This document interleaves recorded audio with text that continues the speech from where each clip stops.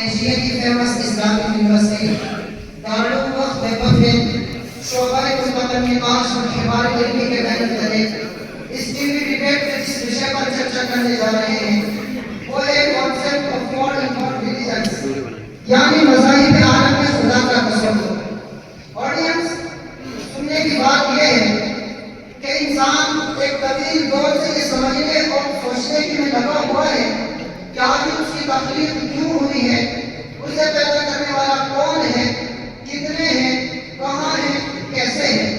اسی طرح کے تمام سوالات و جوابات کے مجموعے اور ان کے نتائج کے نام ہی مذہب ہے، اور ہر مذہب میں خدا سے متعلق یہ بنیادی تصور رکھا جاتا ہے کہ انسان خدا کے تصور کو اپنے ذہن میں ہر وقت رکھے۔ اسی لیے ہر مذہب میں خدا کے تصور کو لے کر الگ الگ نظریات پائے جاتے ہیں۔ خدا کے تصور کو دیکھتے ہوئے ہر مذہب میں الگ الگ طریقے سے بیانات کیے جاتے ہیں، لیکن ایک عام انسان اس وقت الجھ کر رہ جاتا ہے جب اس کے سامنے مختلف مذاہب و نظریات کے نمائندے الگ الگ طریقے سے تصورات کو بیان کرتے ہیں۔ فار ایگزامپل، عیسائی مذہب میں خدا کو ایک بھی مانا جاتا ہے اور تین بھی، جبکہ مذہب اسلام کی تعلیمات یہ کہتی ہے کہ خدا ایک ہے، اس جیسا کوئی نہیں۔ اگر میں بات کروں سناتن دھرم کی تو اس میں خدا کی تعداد کروڑوں ہے، اور اس سرزمین پر ایک طبقہ ایسا بھی ہے جس کا ماننا یہ ہے کہ اس زمین کا، اس کائنات کا اور انسان کا کوئی خدا نہیں، بلکہ یہ مذاہب انسانوں کے بنائے ہوئے سیاسی داؤپیچ ہے۔ آڈینس، ایک وقت تھا جب خدا سے متعلق زیادہ سوچنے، گہرے سوالات کرنے کا رواج عام نہیں تھا، لیکن آج انٹرنیٹ کا دور ہے، ہر انسان سوشل میڈیا سے کنیکٹ ہے، اس پہ وہ تمام چیزیں دیکھتا ہے، سنتا ہے، بلکہ ان پر کمنٹ کرتا ہے، جو چیزیں سوشل میڈیا پر اپلوڈ کی جاتی ہیں، جن میں خدا کے فلسفے پر ڈیبیٹس، انسانی تاریخ پر کانفرنس اور کائنات کے نظام پر ویڈیوز شامل ہیں۔ اس موضوع کی اہمیت اور حساسیت کو پیش نظر کرتے ہوئے آج ہم نے اس موضوع پر ڈیبیٹ کرنے کے لیے 5 پینلسٹ کا ایک خاص پینل بنایا ہے، جس میں ہم اس موضوع سے متعلق تمام سوالات و جوابات کریں گے اور تفصیل سے جاننے کی کوشش کریں گے کہ آج اس مدعے کی حقیقت کیا ہے، مذاہب کے درمیان اختلاف کیوں پایا جاتا ہے، کیونکہ آڈینس، دنیا میں جتنے بڑے بڑے اختلاف ہوئے ہیں، جتنی عظیم جنگیں ہوئی ہیں، ان سب میں مذہب بہت اہم ہو جاتا ہے۔ وہ فلسطین کا سنگین مسئلہ ہو، یا سالوں در بدر بھٹکنے والی یہودی قوم کا، یا پھر جرمن کے صدر ہٹلر کی سفاکیت کا، یا تمام انسانی تاریخ میں جتنے بھی جنگیں یا بڑے بڑے خلاص واقعات ہوئے، ان سب میں مذہب ایک اہم رول ادا کرتا ہے۔ اب مذہب اتنے رول ادا کرتا ہے تو اس کے پیچھے کیا کیا وجوہات ہیں، اس کے کیا کیا مقاصد ہیں، ان جنگوں میں مذہب کیوں سامنے آتا ہے، ان تمام چیزوں کی تہوں تک جانے کے لیے، اس موضوع کو تفصیل سے سمجھنے اور جاننے کے لیے آج ہم نے ڈیبیٹ منعقد کیے ہیں، اور ہمارے درمیان مختلف مذاہب و نظریات کے فیمس اسکالرز اپنے مذہب کے بارے میں جانکاری دیں گے اور ہمیں بتائیں گے کہ اس موضوع کی حقیقت کیا ہے۔ میں آپ حضرات کے سامنے آج کے پینلسٹ کا تعارف کراتا چلوں۔ اسلام کی نمائندگی کرنے کے لیے ہمارے ساتھ جڑ چکے ہیں جناب شعیب قاسمی صاحب، جن سے ہم یہ جانیں گے کہ آخر اسلام خدا کے تصور کے سلسلے میں کیا کہتا ہے، جبکہ عیسائی مذہب میں جانکاری دینے کے لیے اور عیسائی مذہب کے عقائد و نظریات خدا سے متعلق کیا ہیں، ان کو ہمارے سامنے رکھنے کے لیے یہاں موجود ہیں مسٹر فہیم صاحب، جن سے ہم تفصیل سے اس مدعے کی حقیقت کو سمجھیں گے۔ آڈینس، بدھزم خدا کے فلسفے پر کیا کہتا ہے اور بدھزم کی تعلیمات نظریہ خدا کے تعلق سے کیا کہتی ہے، ان تمام باتوں کی جانکاری دینے کے لیے ہمارے ساتھ موجود ہیں ڈاکٹر سالم صاحب، ہم ان کا شکریہ ادا کرتے ہیں۔ اسی طریقے سے سناتن دھرم میں خدا کی کیا صورتحال ہے، یا خدا سے متعلق کیا فلسفہ رائج ہے، اور اسی طرح کی بہت سے سوالات و جوابات ہوں گے جن کے لیے ہمارے ساتھ موجود ہیں فہیم صاحب، جن سے ہم یہ جانیں گے کہ سناتن دھرم میں خدا کا کیا تصور پایا جاتا ہے، جبکہ ملحدین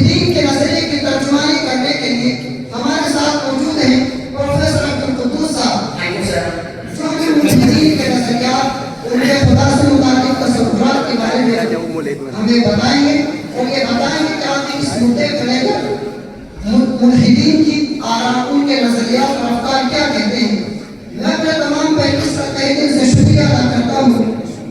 آڈینس، ابھی آپ نے دیکھا کہ ایک خاص پینل اس مدعے پر جانکاری دینے کے لیے، تفصیل سے گفتگو کرنے کے لیے یہاں موجود ہیں۔ اب ہم اس موضوع پر سوالات و جوابات کا سلسلہ شروع کرتے ہیں، اور میں سب سے پہلے سوال لینا چاہوں گا پادری صاحب سے۔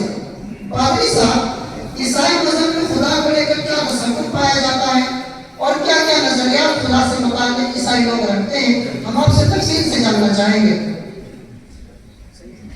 سب سے پہلے میں آپ کا، آپ کے آڈینس کا بہت بہت شکر گزار ہوں کہ آپ نے اس خوبصورت چنی ہوئی ڈیبیٹ میں ایک hot topic concept of God in world religions پر ڈیبیٹ کرنے کے لیے ایز اے کرسچن اسکالر ایک دانشور طبقے کی موجودگی میں انوائٹ کیا۔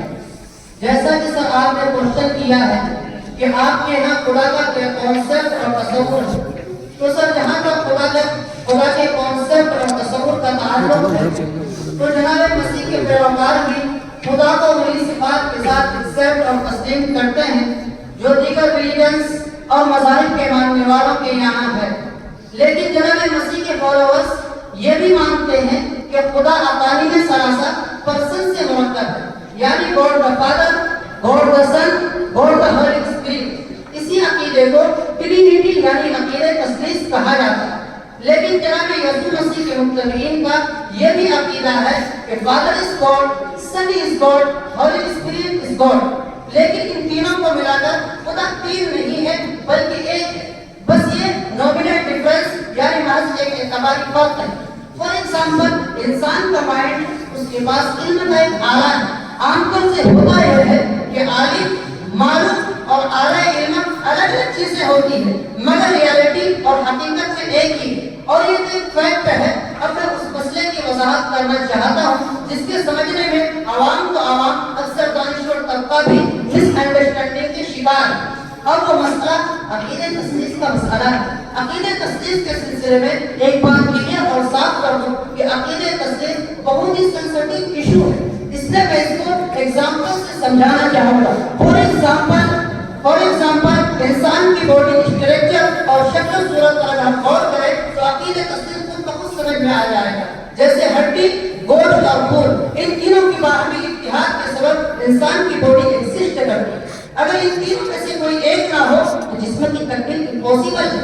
سر اسی طریقے سے اگر ہم پانی کی مثال لے لیں، یہ پانی ہے، اگر یہی پانی جم جائے تو اسے برف کہا جاتا ہے۔ اگر اسی پانی کو آگ پر رکھ دیا جائے تو بھاپ کی شکل اختیار کر لیتا ہے۔ اگر یہی پانی آسمان سے برسے تو بارش کا پانی کہا جاتا ہے۔ اگر یہی پانی انسان کی آنکھوں سے نکلے تو آنسو کہا جاتا ہے۔ اگر یہی پانی انسان کی باڈی سے نکلے تو پسینہ کہا جاتا ہے۔ آپ نے دیکھا کہ پانی ایک ہی ہے اور اس کے مختلف نام آپ کے سامنے آ گئے۔ اسی طرح اس ایگزامپل سے بات سمجھ میں آئی کہ چیز ایک ہی ہے، بس اعتباری فرق ہے، اس کے علاوہ کچھ نہیں۔ اسی طرح عقیدہ تثلیث کا مسئلہ ہے۔ دوسری بات سر یہ کہ جناب یسوع مسیح کے عقیدے کی بنیاد چار اجزاء پر مشتمل ہے۔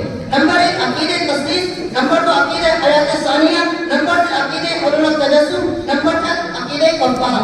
اگر کوئی عیسائی مذہب کو اختیار کرنا چاہتا ہے، اپنانا چاہتا ہے تو ان چار عقیدوں پر ایمان لانا ضروری ہے۔ اس کے بغیر وہ عیسائی مذہب کو نہیں اپنا سکتا اور وہ عیسائی نہیں بن سکتا۔ پادری صاحب، آپ نے جس ٹرینیٹی عقیدے کی بات کی یعنی عقیدہ تثلیث کی، اور آپ نے یہ کہا کہ ہم خدا کو ایک بھی مانتے ہیں، تین بھی، بس یہ اعتباری فرق ہے۔ اسی اعتباری فرق پہ بہت سارے سوالات ہوتے ہیں، میں آپ سے تفصیل سے ان کے جوابات دوں گا۔ ابھی میں سوال کرنا چاہوں گا، سناتن دھرم کی ترجمانی کرنے کے لیے تشریف لائے گرو جی عبدالرؤف صاحب۔ گرو جی، سناتن دھرم میں خدا کو لے کر کیا تصور پایا جاتا ہے؟ کیا سناتن دھرم میں خدا سے متعلق مختلف نظریات ہیں؟ کیا کہنا چاہیں گے؟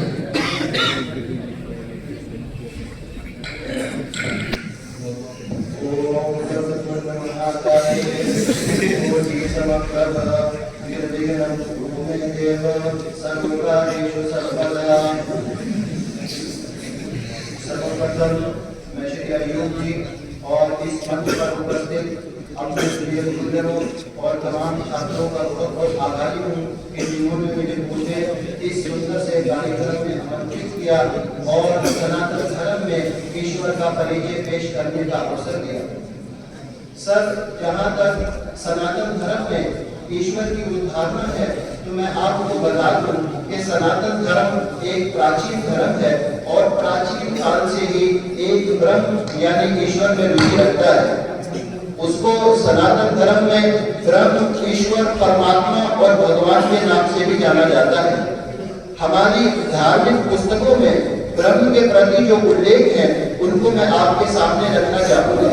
यजुर्वेद के 13वें अध्याय मंत्र नंबर 4 का अंश है भूतस्य जातम् अपतिरेक आसीत्, कि जिसका अर्थ है उत्पन्न हुए संसार को रचने वाला और उसका पालन करने वाला एक ही है। इसी तरह श्री ऋग्वेद का मंत्र है इको विश्वस्य भूतस्य राजा, जिसका अर्थ है संपूर्ण संसार यानी पूरे ब्रह्मांड का राजा एक ही है।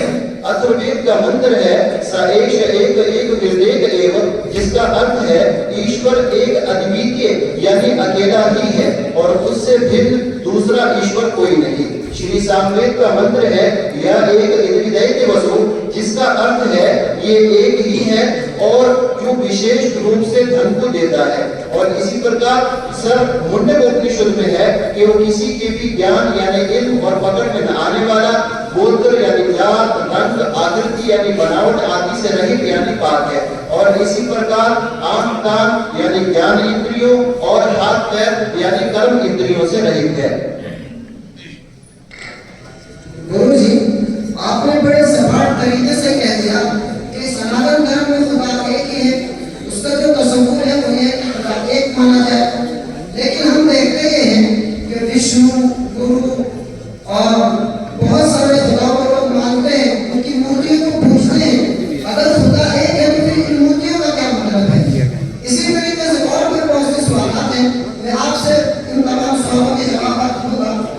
ऑडियंस, अब हम इस प्रोग्राम को आगे बढ़ाते हैं और मैं सवाल करना चाहूंगा डॉक्टर सालिम साहब से।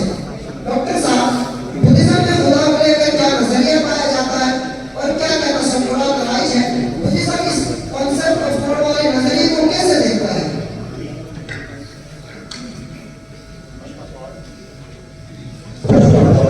Thank you so much, sir, to provide me such a wonderful opportunity. Something fundamental person. Sir, जहाँ तक आपका क्वेश्चन है कि बुद्धिज्म में गॉड का क्या कॉन्सेप्ट है, तो सर मैं एक्सप्लेन कर देना चाहता हूँ कि बुद्धा की तालीमात के अकॉर्डिंग ह्यूमैनिटी यानी इंसानियत सबसे बड़ी चीज है। सर उसकी वजह ये है कि जब महात्मा गौतम बुद्ध जी ने जिंदगी की परेशानियों और उसकी बेसुबाती को महसूस किया तो महात्मा गौतम बुद्ध ने उन प्रॉब्लम्स के सॉल्यूशन के लिए यानी निर्वाण हासिल करने के लिए वो और पीसफुल लाइफ स्पेंड करने के लिए वो जंगलात में चले गए और उन्होंने बड़े बड़े साम्राज्य को त्याग किया और उन्होंने उस समय के एक बड़े विद्वान अलारा लामा से अपने रूहानी इलाज के लिए संपर्क किया, लेकिन फिर भी उनको उनकी समस्या का सही समाधान न मिल सका। तब उन्होंने ये सोचा कि अपनी मन की शांति के लिए ये तमाम रास्ते सही नहीं है, बल्कि उन्होंने अपनी मन की शांति की खातिर तपस्याएं शुरू कर दी। यहाँ तक कि बुद्धा का शरीर सूख कर हड्डियों का पीड़ा बन गया और वो मरने के करीब हो गए। फिर उनके मन में भी ये विचार आया कि निर्वाण का हुसूल शरीर को थकाने से नहीं बल्कि एक सामान्य जिंदगी व्यतीत करने से ही हासिल हो सकता है।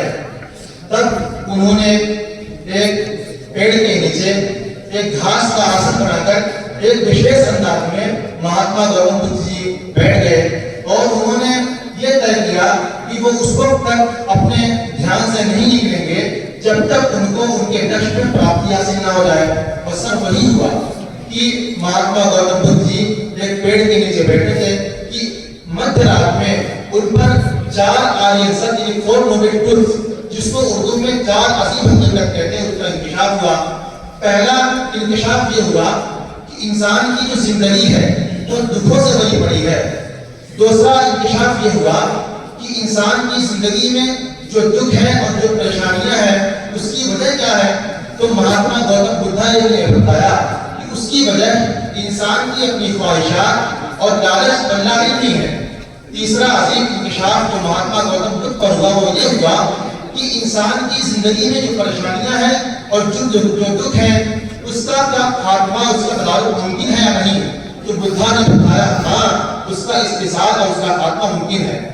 چوتھا جو عظیم انکشاف ہوا وہ یہ کہ اسٹرانگ لاڈ یعنی نروان کو حاصل کرنے کے لیے ایک ایسا راستہ اختیار کیا جائے جو اخلاقیات اور انسانیت پر مبنی ہو، اور بدھا نے وہ 8 راستے بتائے۔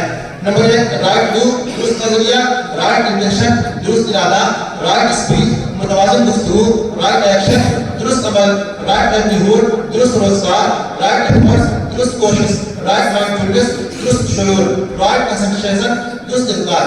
سر بدھا نے بتایا کہ یہ تمام طریقے اپنائے گئے تو انسان کو دکھوں سے نجات مل سکتا ہے۔ کوئی سر یہ کہہ لیجیے کہ بدھزم کا پرپس ہے humanity is the biggest religion in the world, کہ مانوتا سے بڑھ کر اس سنسار میں کوئی دھرم نہیں ہے۔ گویا سر آپ کہنا یہ چاہتے ہیں کہ انسان کی زندگی کا مقصد دکھوں سے نجات حاصل کرنا ہے اور انسانیت کی سب سے بڑا دھرم ہے، لیکن جو حقیقت ہے وہ ساری دنیا کے سامنے ہے۔ ابھی ہمارے بات چیت کا سلسلہ جاری رہے گا۔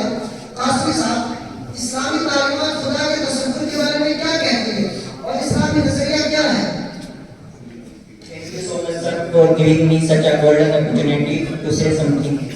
سر جیسا کہ آپ نے سوال کیا کہ اسلام میں خدا کا کیا تصور ہے، تو اس کے لیے میں آپ کو بتلا دوں کہ اسلام کا خدا کے تعلق سے جو نظریہ ہے وہ بالکل واضح، کلیئر اور فطرت کے عین مطابق ہے۔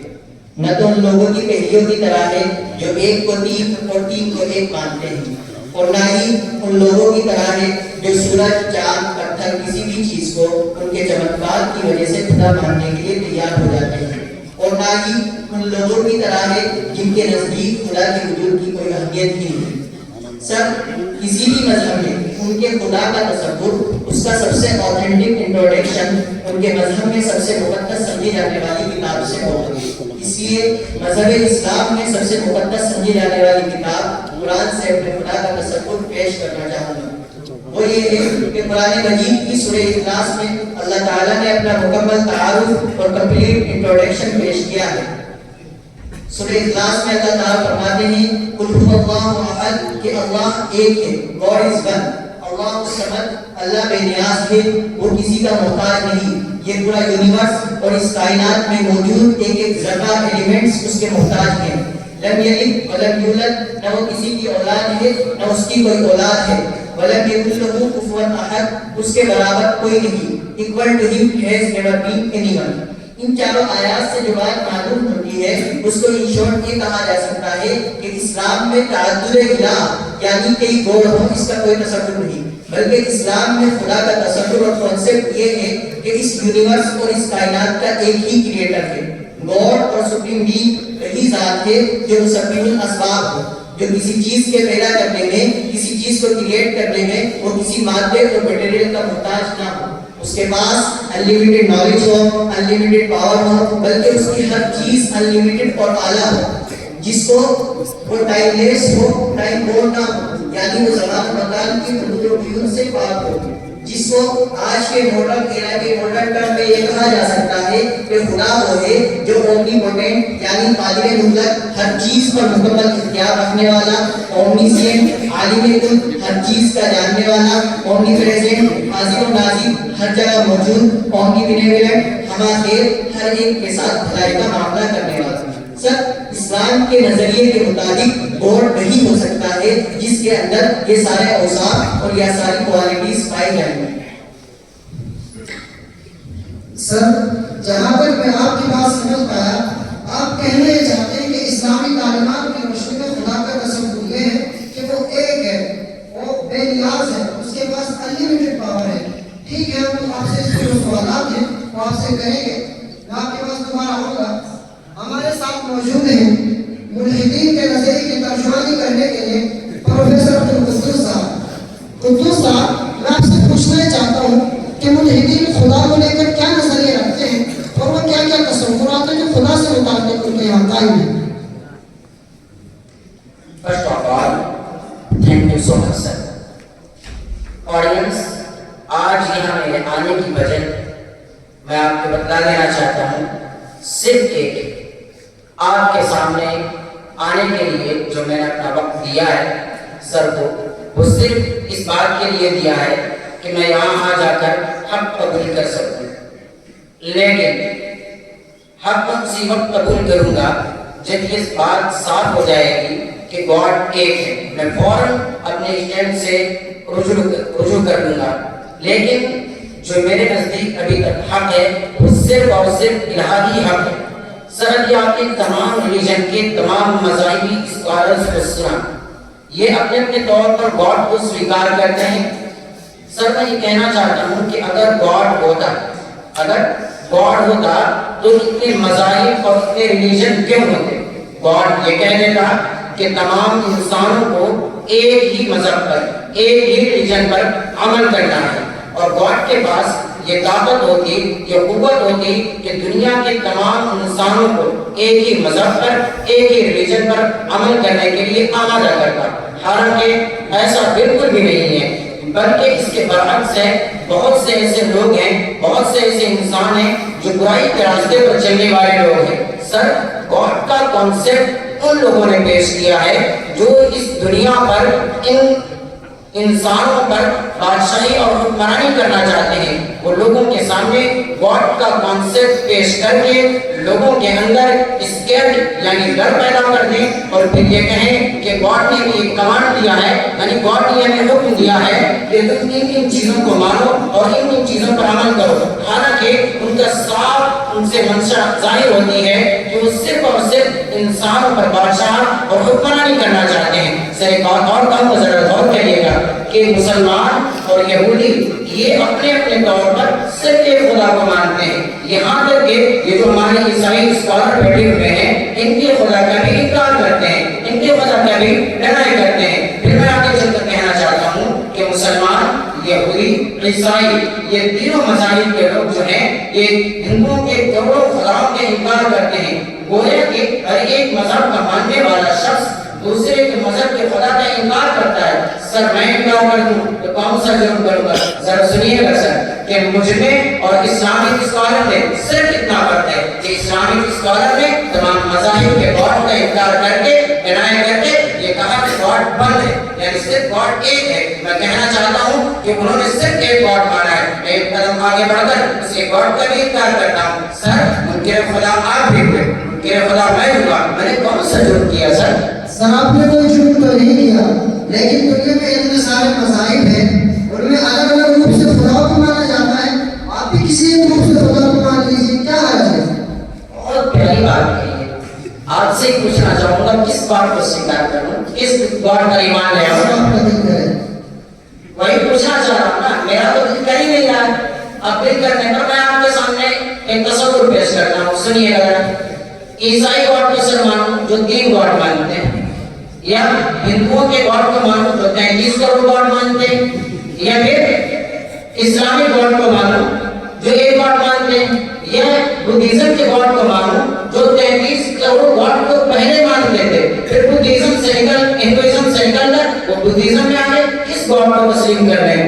سر میں یہ کہنا چاہوں گا کہ اگر گاڈ ہوگا تو ہم اسی وقت گاڈ کو سویکار کر لیں گے، مان لیں گے جب گاڈ ہمارے سامنے آئے گا.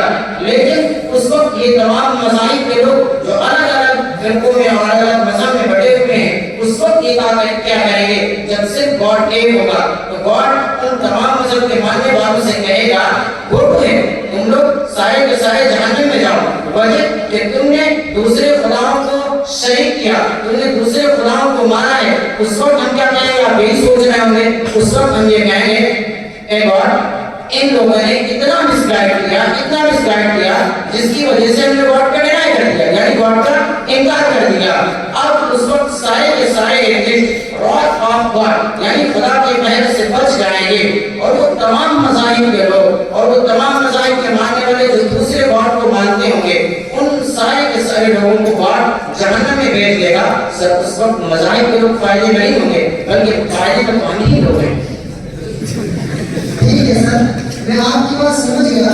میں آپ کے پاس دوبارہ آؤں گا.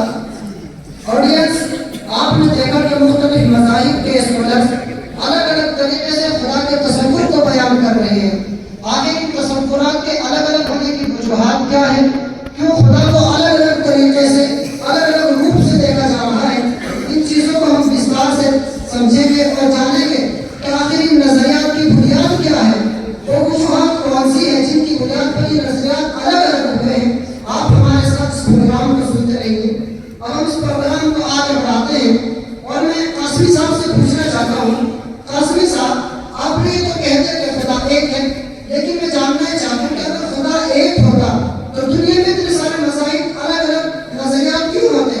खुदा के पास अगर पावर है जैसा आपने कहा, तो वो अपनी पावर का इस्तेमाल करके सबको एक मजहब पे जमा दे, ताकि जो खून खराबा हो रहा है, ये फसादात हो रही है ना।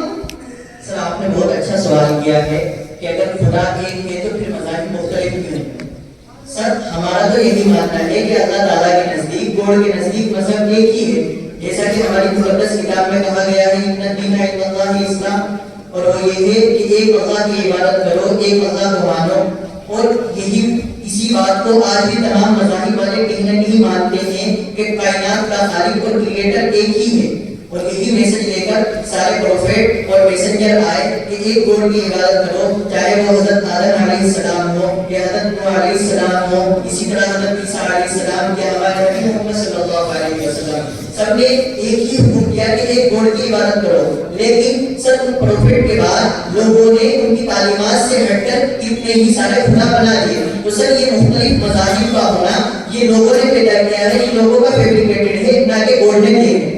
सर जहाँ तक सवाल है आपका इस बात का कि खुदा के अंदर तो अनलिमिटेड ताकत है, अगर वो चाहता तो सबको एक धर्म पे रखता, उसने लोगों को मुख्तलिफ मज़ाहिब में बंटने क्यों दिया? सर मैं आपको इसको इस तरह समझाना चाहूंगा कि खुदा ताला ने इस कायनात को, इस यूनिवर्स को एक एग्जाम्पल बनाया है। अब अगर अल्लाह ताला तमाम लोगों को एक ही मजहब पर रखते और इसमें उनको अपना कोई इख्तियार न दिया जाता, और सर तो इसका मतलब कि उस एग्जाम्पल का कोई मतलब ही ना रह जाता। कासिमी साहब, आपने तो बड़ी आसानी से कह दिया कि खुदा ताला इस कायनात को एग्जाम्पल के तौर पर बनाए ताकि इंसानों को इम्तिहान ले सके, लेकिन अगर उसके पास पावर है तो मज़ाहिब अलग अलग क्यों है? इस सवाल के जवाब में जब आपने जवाब दिया, उस पर सवाल भी ये उठता है कि अगर वो चाहता तो पावर दे सकता था कि वो एक मज़हब पे जमा हो जाए। सर आपने बहुत अच्छा सवाल किया कि इसका मतलब तो खुदा ताला ये चाहता है कि लोग मुख्तलिफ मज़ाहिब में बंटकर रह जाए। सर ऐसा बिल्कुल नहीं, ये बात आप उस वक्त कह सकते थे कि जब गॉड और खुदा अपने प्रोफेट और पैगंबर के जरिए लोगों तक ये बात ना पहुंचाता कि कौन सा दीन ठीक है, कौन सा धर्म ठीक है, उस वक्त आप ये कह सकते थे कि गॉड लोगों को मुख्तलिफ मज़ाहिब में बांटना चाहता है। लेकिन गॉड ने अपने प्रोफेट के जरिए लोगों तक ये पैगाम पहुंचा दिया कि कौन सा दीन ठीक है, कौन सा गलत है। तो सर अगर अब लोग उस सही धर्म से हटकर दूसरे धर्म को इख्तियार करते हैं तो इसमें लोगों का कसूर है, ना कि गॉड का कसूर है। गोया कि खुदा ने